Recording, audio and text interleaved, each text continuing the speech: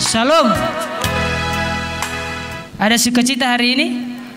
Amin. Ya, kita harus tetap bersukacita dari pagi. Apalagi kalau mengawali hari ya. Kalau mengawali hari itu ya harus dengan sukacita. Supaya apa? Ya kalau Pak Janter bilang supaya di keberikunya pun nanti tetap dalam keadaan sukacita. Jadi mengawali hari itu harus dengan sukacita. Amin. Ya, kenapa kita harus sukacita mengawali hari? Karena hati yang gembira adalah obat yang manjur. Iya, jadi kalau di pagi hari kita sudah sukacita, saudara-saudara, maka nanti kedepannya nanti, maka di jam berikutnya, bahkan di menit apapun masalah pasti akan terobati dengan sukacita. Amin, amin. Oke. Jadi kebenaran firman yang pada hari ini yang saya bawakan yaitu cara mengatasi masalah. Ya. Mari kita buka Alkitab kita yang terdapat di Nehemia 1 ayatnya yang pertama sampai yang ke-11. Amin. Amin. Oh, belum semua ya. Amin. Nehemia 1 ayatnya yang pertama sampai yang ke-11. Haleluya. Kita baca secara bergantian. Saya ayatnya yang pertama, saudara ayatnya yang kedua, dan sampai yang ke ayat yang ke-11 nanti kita baca secara bersama-sama. Doa Nehemia bagi orang Israel. Riwayat Nehemia bin Hakayal pada bulan Kisleu tahun ke-20 ketika aku ada di Puri Susan.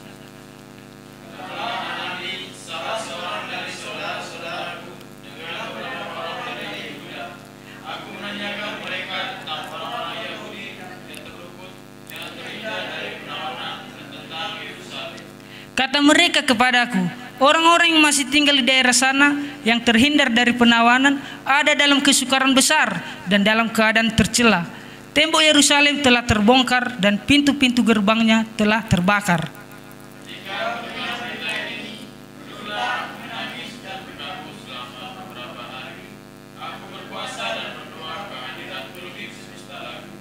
Kataku, ya Yahweh Elohim semesta langit, Elohim yang maha besar dan dahsyat, yang berpegang pada perjanjian dan kasih setianya terhadap orang yang kasih kepadanya dan tetap mengikuti perintah-perintahnya.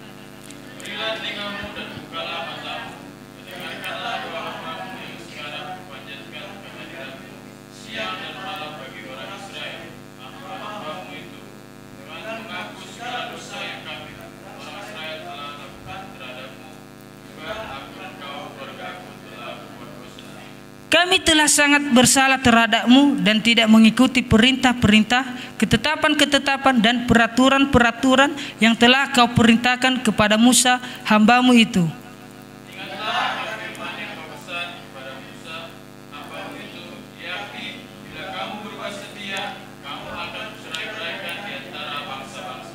Tetapi bila kamu berbalik kepadaku dan tetap mengikuti perintah-perintahku serta melakukannya, maka sekalipun orang-orang buanganmu ada di ujung langit, akan kukumpulkan mereka kembali dan kubawa ke tempat yang telah kupilih untuk membuat namaku diam di sana.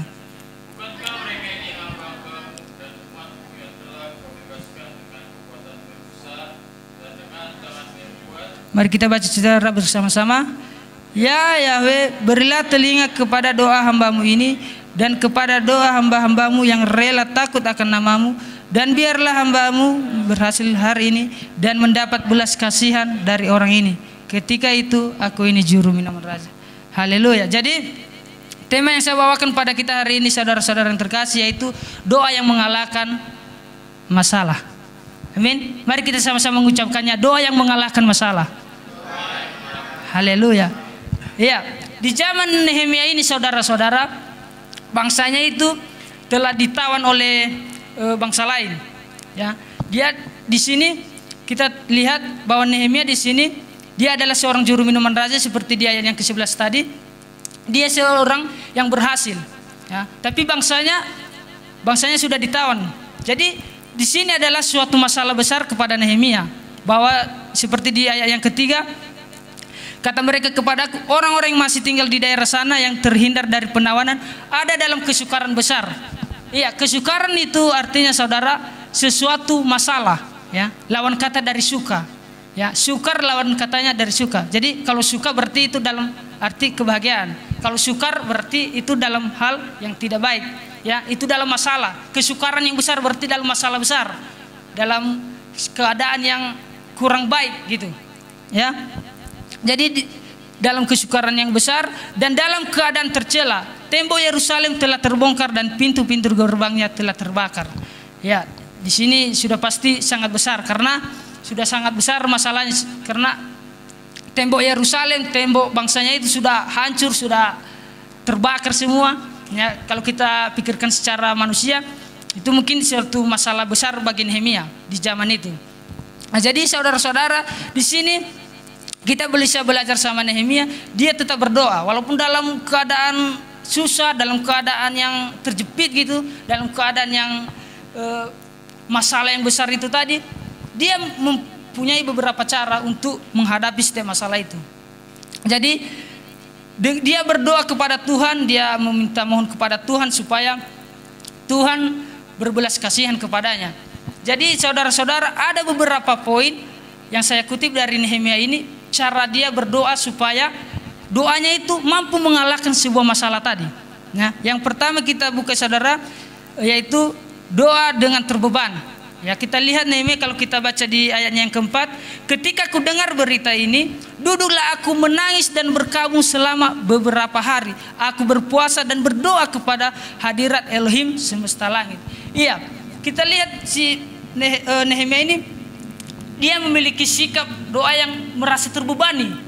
Dia bahkan rela berpuasa, menangis di hadapan Tuhan, meminta mohon kepada Tuhan. Ya, berkabung. Kalau berkabung itu udah puncaknya menangis lah, udah meratap kali lah, itu udah benar-benar udah terbebani kali, merasa dirinya itu bahwa masalah itu kepada dirinya, padahal enggak. Ya, kalau kita lihat di sini Nehemia di sini sebagai juru minuman raja, dia seorang yang sukses. Ya, kalau bisa kita lihat di sini, dia kalau bisa kita bilang dia enggak memiliki masalah, bisa juga, karena dia di sini orang sukses sebagai juru minuman raja. Nah, tetapi dia tidak memikirkan itu, tetap dia memikirkan orang lain, dia tidak memikirkan dirinya sendiri. Ya, jadi dengan terbeban dia meminta mohon kepada Tuhan, dengan berpuasa dia memohon kepada Tuhan. Jadi saudara-saudara, marilah kita memiliki hati yang terbeban. Ya, jika kita berdoa, ya kita anggap sebuah masalah, sekalipun itu masalah orang lain, mungkin kita tetap menganggapnya itu adalah masalah kita. Supaya apa? Supaya mujizat Tuhan itu nyata. Amin. Ya. Yang kedua saudara-saudara, yaitu doa dengan merendahkan hati.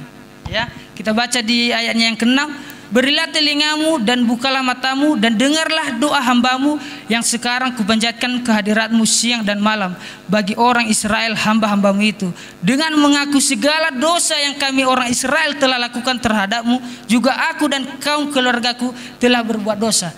Ya, di sini saudara kita bisa lihat Nehemia mengaku dosanya. Dia tetap merendahkan hati. Ya, dia tetap berpikir bahwa yang terjadi di bangsanya ini bukan karena suka-sukanya Bapak Yahweh, enggak. Ya, tetapi karena dosa orang Israel. Ya. Seperti di ayat yang ke-7, kami telah sangat bersalah. Jadi orang Israel sudah sangat bersalah di hadapan Bapak Yahweh, makanya Bapak Yahweh mencerai-beraikan mereka sehingga menjadi tawanan. Ya. Tapi kita lihat di sini Nehemia dia sangat rendah hati. Dia memiliki rendah hati, dia tetap mengaku dosanya. Ya. Kalau kita bilang kalau Nehemia ini bisa sombong, ya sebenarnya bisa juga dia sombong. Ya, seperti yang saya bilang tadi, dia adalah juru minuman raja. Ya, kalau rasa secara manusia mungkin bisa saja sombong. Ya. Contohnya seperti saya, sudah di daerah sini, saya bukan di Nias lagi kan. Nah, kalau saya sukses di sini, contohnya kalau saya sudah sukses di sini, kalau saya mendengar kabar di Nias contohnya, ya, tapi jauh-jauh lah. Contohnya saya dengar kabar di Nias ada kekacauan besar, ya bisa saja saya tidak perlu pusing. Untuk apa saya pusing? Orang saya di sini aman-aman aja kok, kan orang itu yang tertawan. Nah, tapi di sini kita lihat Nehemia tidak sombong, dia tetap merendahkan hati, bahkan dia mengakui dosa, bahkan dosa keluarganya. Ya, bahkan belum tentu keluarganya entah dosa apa yang diperbuat keluarganya kan, dia tetap mengakui, dia tetap setia kepada Tuhan, berdoa dengan bersungguh-sungguh kepada Tuhan. Ya, karena ada juga di firman-Nya, jika engkau mengaku dosamu maka Ia adalah setia dan adil. Amin. Ya. Ya. Jadi saudara-saudara, kesombongan juga tidak ada gunanya bagi kita, saudara. Ya kan? Enggak ada, itu enggak semua yang kita miliki mungkin kalau kita sukses, apapun yang kita miliki itu hanya sebuah titipan. Sama seperti tukang parkir. Ya, kalau kita lihat tukang parkir, saudara, dia memiliki kereta, dia memiliki mobil. Tetapi dia percaya, dia tidak sombong. Kenapa dia tidak sombong? Karena dia percaya suatu saat nanti pasti mobil itu akan diambil orang sendiri. Ya. Dia percaya bahwa apapun yang dia jaga itu, apapun yang ada di depannya itu bukan mobil dia, itu hanya titipan. Nah, jadi mari kita merendahkan hati seperti seorang tukang parkir. Apapun yang kita miliki, kita rendahkan hati kita, karena apapun yang kita miliki itu bukan milik kita. Kita hanya memegang, kita hanya meminjam untuk sementara. Jadi suatu waktu nanti Tuhan akan mengambilnya, karena Tuhan yang mengambil dan Tuhan juga yang memberi, kan? Amin. Ya. Karena bahkan nyawa kita pun bukan milik kita sendiri. Itu milik Tuhan, kan? Ya, karena kita hanyalah debu dan tanah, kan? Kita diciptakan dari debu dan tanah. Jadi ya nafas kehidupan itu dari Bapa Yahweh, ya kan? Bukan milik kita sendiri. Jadi mau sombong apa kita? Kan? Kita lihat debu dan tanah di luar sana itu hanya dipijak-pijak. Jadi mau sombong apa? Mau sombong karena apa kita? Jadi nggak ada alasan untuk sombong. Amin. Ya. Jadi yang ketiga, saudara-saudara, itu doa dengan berusaha. Ya, kita lihat di ayat yang ke-11. Ya Yahweh, berilah telinga kepada doa hamba-Mu ini dan kepada doa hamba-hamba-Mu yang rela takut akan nama-Mu, dan biarlah hamba-Mu berhasil. Ya, jadi Nehemia di sini memohon keberhasilan. Dia berusaha kepada Bapaknya supaya doa yang dipanjatkan itu berhasil.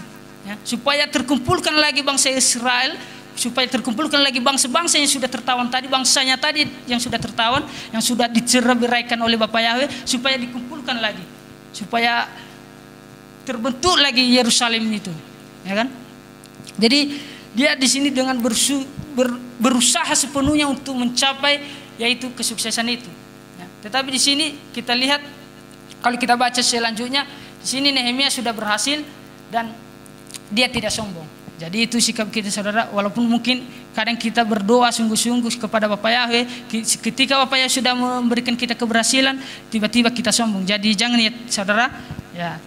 Kita buka di ayat yang ke-7, ayat di pasal yang ke-7 ayat yang pertama. Setelah tembok selesai dibangun, aku telah memasang pintu-pintu, lalu diangkatlah penunggu-penunggu pintu gerbang, para penyanyi dan orang-orang Lewi. Ya, kita lihat di ayatnya di pasal yang ke-7 ini, saudara, bahwa Nehemia ini sudah berhasil, ya kan?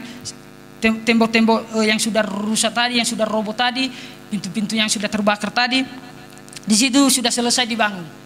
Ya kan? Itu semua bukan karena Nehemia, tetapi karena Bapak Yahweh. Amin. Tapi berkat karena usaha Nehemia tadi memintanya kepada Bapak Yahweh. Jadi kita juga saudara-saudara, kita juga bisa seperti Nehemia ini.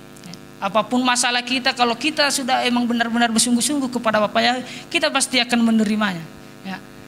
Beberapa hari lalu, hari Senin yang kemarin, saya pagi-pagi masih dalam keadaan tidur, kan? Tiba-tiba saya dipanggil, ada yang nelpon dari keluarga, kan? Ditelepon. Saya pikir entah mau ngirim uang atau mau ngirim apa sesuatu, kan? Udah senang kali aku ini pagi-pagi kali mau ngirim uang, kan? Tiba saya telepon, yang nelpon saya adik saya, kan? Adik saya langsung nangis. Loh, kenapa nangis? Aku pun kan masih belum apa, kan? Kenapa nangis? Pikirku entah bapakku kan udah lama sakit, pikirku entah udah tambah parah sakitnya atau gimana. Ternyata ditelepon mamaku lagi yang sakit. Ya, itu salah satu masalah yang benar-benar berat bagiku, ya. Karena bapak masih dalam keadaan masih susah bangun dari tempat tidurnya, tiba-tiba mama udah pingsan lagi katanya. Pagi-pagi benar itu mama udah pingsan katanya di depan rumah. Waktu entah ngapain lah, pokoknya aku juga kurang tahu juga ceritanya. Yang intinya mama sudah pingsan di situ, saya benar-benar terbebani di situ. Ya Tuhan, ini masalah apa sih? Ya, saya sempat berpikir, Tuhan ini emang benar-benar nggak adil atau nggak segala macam. Di situ saya benar-benar pemikiran saya udah kacau gitu.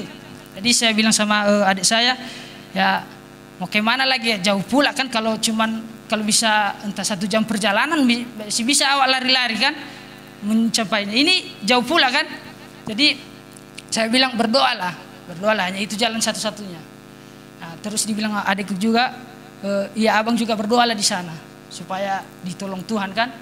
Ya, terus saya handphone ini masih di tangan saya, handphone mentor. Sebenarnya nggak boleh megang handphone kan, cuman karena nama juga dalam masalah nggak peduli lagi. Jadi saya pergi lari ke Menara Doa. Ya mungkin pikiran orang di situ mungkin kecil, pikiran orang di situ, ngapain ini ke Menara Doa ini mau lompat dari Menara Doa tuh kayak mana ini kan. Tapi puji Bapak Yahweh, pikiran saya nggak serendah itu ya kan. Saya pergi ke Menara Doa, saya lakukanlah seperti yang dilakukan Nehemia ini tadi. Saya di situ benar-benar menangis, bahkan pokoknya di situ saya kayak menuntut Tuhan lagi itu. Tuhan, mana janjimu ini Tuhan. Ini aku udah datang kepadamu, udah berdoa, udah begini, tetapi mana janjimu? Kok masih terjadi sama keluargaku begini?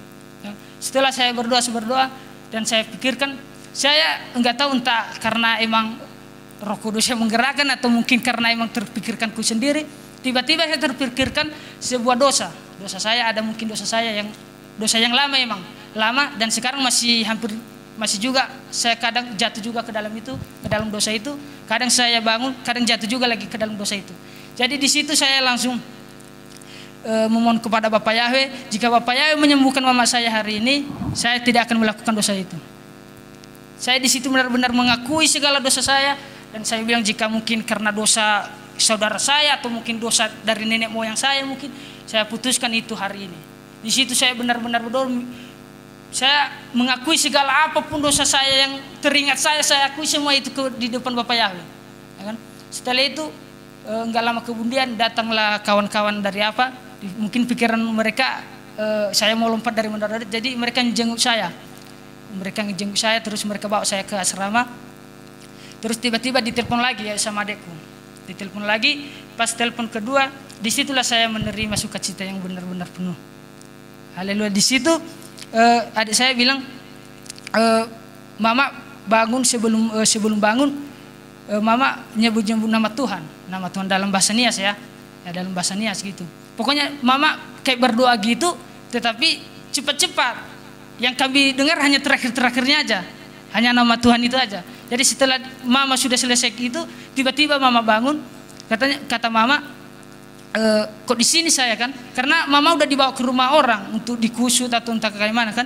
Kok di sini setahu saya tadi di sumur gitu. Nah, jadi di situ langsung saya berpikir itu adalah mujizat Tuhan. Amin. Nah, jadi saudara-saudara, begitulah saudara-saudara.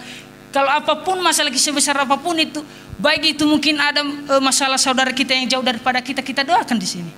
Ya, seperti Nehemia tadi, dia bangsanya itu sudah tertawan jauh-jauh daripada dia, bukan di daerah dia, ya, karena di tempat dia itu dia sebagai juru minuman raja, sebagai itu tingkat yang tertinggi di zaman itu ya. Setelah raja itu suatu penghargaan, karena juru minuman raja ini enggak sembarangan, karena di juru minuman raja harus benar-benar orang-orang kepercayaan gitu. Karena namanya juga juru minuman raja yang mengantarkan minuman kepada raja. Kalau ada racun situ dia yang bertanggung jawab. Jadi enggak sembarangan orang. Tapi di sini kita lihat luar biasanya Nehemia. Jadi kita belajar juga. Saya sama seperti saya juga kemarin itu benar-benar belajar sama tokoh-tokoh Alkitab seperti ini. Saya benar-benar mempraktekkannya dalam kehidupan saya dan saya benar-benar menerima mujizat itu. Amin. Jadi kesimpulan yang saya bawakan untuk kita pada malam hari ini saudara, yaitu marilah kita kalahkan masalah hidup kita, bahkan mungkin masalah yang ada di sekeliling kita, dengan doa yang merendahkan hati di hadapannya Elohim. Amin.